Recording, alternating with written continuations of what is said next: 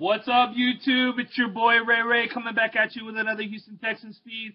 I did a mock draft on my video, but Texans411 and we want to put a little video to the words, basically, in this. So that's what we're going to do. We're going to do a Texans mock draft right now. We're going to go rounds 1 through 7 as if there weren't no trades, just straight up and down, who we think will be available at that particular round and who we think Houston should take based on skill, wants, needs, so on and so forth, best player available. So let's just get right into it, all right? The first overall pick in the 2014 NFL Draft, the Houston Texans select Jake Matthews, offensive lineman, Texas A&M. I think that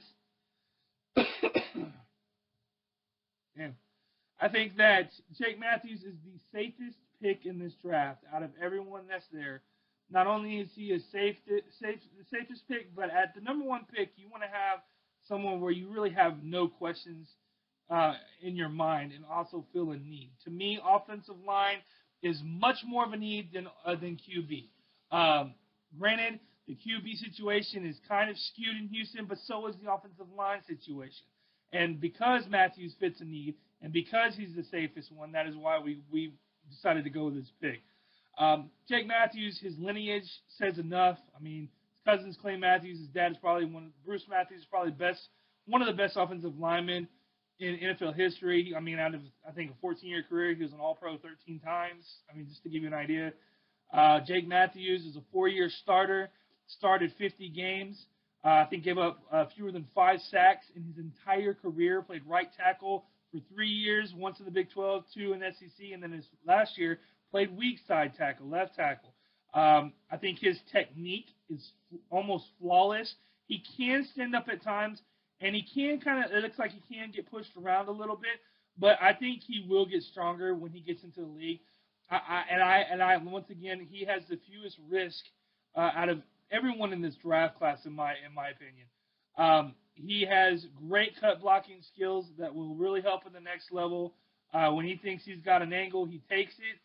I believe that his pass blocking ability is probably one of the best I've seen in a long time as far as technique and as far as sticking with the tackles. I mean, you got to think about it. He had Johnny Manziel back there the whole year dancing around doing stupid shit, and he's trying to block instead of 5 Mississippi, get the ball out and let your guy go. He's having to block for 10-second count. I mean, that's a lot to ask for an offensive tackle, especially going against grown-ass men in the SEC. So that's just me. Second round, the 33rd pick overall, the Houston Texans select Timmy Jernigan from Florida State. This guy has impressed everyone more and more and more ever since the national championship game. He was good throughout the season. Warren Sapp was raving about him at the combine. He had a great combine, and he checked in at about 6'2", 300 pounds. I mean, he's a defensive tackle. I think he projects personally more as a hybrid DN defensive tackle guy, kind of like an Antonio Smith. He has great leverage for an inside guy. He has excellent hands. He has a bull rush. He is susceptible to double teams and doesn't really stuff the hole real well. But I would rather have him in there than, let's say, Jared Crick or Tim Jamison or even Earl Mitchell, depending on the situation. Even though I like Earl Mitchell, I think sometimes his pad level does get high, but I really think other than that, he also has a nonstop motor, and he just keeps going and going, which is a J.J. Watt characteristic, which Bill Kohler will drool over if he has another person like that. Realistically, I would like Aaron Donald to be this pick, but I think Aaron Donald's his stock keeps going up and up it seems like every week. His combine was incredible, and I don't see him lasting past the first round. For the third round, the Houston Texans select A.J. McCarron, quarterback, Alabama. A lot of people are not going to like this pick, but I have reasons why I would take him over, say, Taj Boyd or Derek Carr or Jimmy Garoppolo. And mainly because I think, two of those three will probably be gone before the third round happens. If Garoppolo is available, I would rather take him over McCarron. But I think McCarron fits the mold of exactly what O'Brien looks for. O'Brien looks for a game manager. He looks for a Tom Brady type person. Not the most mobile guy in the world, but a tall, solid back. A.J. McCarron is 6'4". I think he's 220. He's the typical O'Brien mold. He's got great accuracy, throws a pretty ball. He's got a quicker release than people projected or people thought he did, but he has kind of Schaub-like escapability. When it comes to extended plays, that's not his forte. Once again, he's a game manager. And also keep in mind that A.J. McCarron I don't think he's your typical Alabama back. I think he'll actually succeed at the next level other than his predecessors, purely based on the fact that he's a winner. He wants to win. He goes about the right way to win it, and he's a team player. No off-the-field issues that I'm aware of. If anything, he's a mentor off the field, which is nothing but good news for Houston fans. So, once again, A.J. McCarron, third-round pick for Houston Texans. 2014 NFL Draft, the fourth round, the Houston Texans select Pierre Desir, cornerback, Lindenwood College. Lindenwood is a D2 school. That's the one knock on this guy. But if you watch his combine, his Senior Bowl, and his highlights, he's got great hips. He's got fluid movement. He gets in and out of his angles quick. He can tackle decently for a guy his size. Plus, he has size to handle, I think, those bigger NFL receivers. I think he would need to work on his jamming skills a little bit. I think his man coverage is above average, but I think his zone coverage is average at best. Once again, there's a reason he's in the fourth round, though. I think that there's nothing but upside on this, and I wouldn't mind taking a gamble on him, especially watching Kareem Jackson and J. Joe last year. So that's kind of my opinions on that. But Pierre Desir, fourth round pick for the Houston Texans. In the fifth round in the 2014 NFL Draft, the Houston Texans select Billy Turner, offensive tackle / guard from North Dakota State University. Once again, another small school, a guy that comes out, he dominates his Senior Bowl, he has a great combine, and he's proven that he can hang with these upper echelon defensive linemen at the next level. I think he projects more as a guard. He's a little more lean than he is big. Also, I think his run blocking skills are not the best, but he has great pulling speed, and he gets down the line fast. Not to mention behind Matthews and Lowen and maybe even Zach Martin, I would put him as probably the fourth best pass blocker in this class, strictly on technique and arm strength and wingspan just to get separation from the defender. All right, so that's fifth-round pick Billy Turner for the Houston Texans. Sixth-round pick in 2014 NFL Draft, the Houston Texans select Jordan Tripp, hybrid inside-outside linebacker. Once again, another small school guy, University of Montana, FCS school, but he has proven this whole offseason in the Senior Bowl and in the Combine that he is a player to be reckoned with. Fluid hits, very fluid hits for a guy his size. Very, very fast. Got the typical size of an outside backer in the NFL. I think he can get even bigger as far as strength-wise, and I would say the one knock on him is his strength of schedule and maybe his strength. I don't remember off the top of my head, but I think his weakest event in the Combine was his bench press. So, and I could be wrong on that, but that's just my opinion. So, sixth-round pick, Jordan Tripp out of University of Montana for the Houston Texans. Seventh-round pick in the 2014 NFL Draft is Nate Dreiling. Nate Dreiling, for some reason, I think he's an off-the-radar guy, and I really hope Houston takes a strong look at this guy. He wasn't invited to the East-West Shrine game, the Senior Bowl, or the Combine. I don't know if it's strictly because he's injured or because he just maybe he doesn't want to play football at the next level. I don't know. I find that hard to believe after some of the videos and highlights I've seen on him.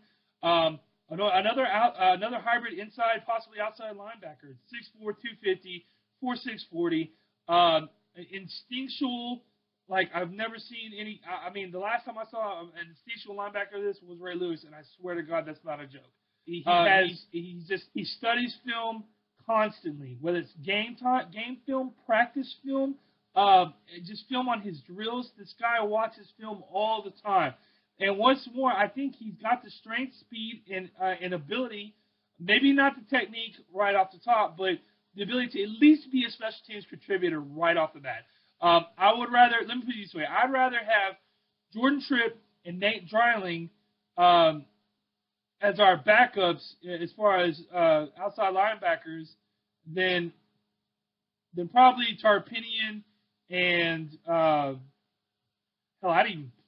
I don't know, man. I just think that both of those guys could challenge the outside linebacker position at the next level. So that's just my opinion. Anyways, before I end this video, I want to go over why I didn't take a quarterback or Jadeveon Clowney with the first pick overall.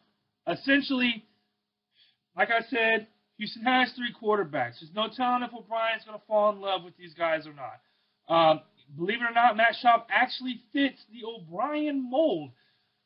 No, I mean, he hasn't been let go yet. Maybe they're waiting for the free agency to hit before they can do anything, but I don't know why Schaub isn't gone. If you think about it, for the amount of shit Schaub put fans through, quote unquote, this last season, you would think this guy would be gone, especially after, what happened with Jacoby Jones when he drops a playoff return and then he's gone the next season too. I'm just throwing that out there. But he fits O'Brien's mold, and I think O'Brien wants a chance to maybe feel him out to see where he's at. I hate doing this because I don't like Matt Schaub much more than anyone else, but Matt Schaub was kind of a victim of his system. He is an accurate passer. No, he doesn't have the strongest arm like Case or anything like that, but he is an accurate passer. Before this last season, he was considered one of the most accurate passers in the league. But he didn't have a chance to audible out of plays. In O'Brien's system, he will have different reins to do such.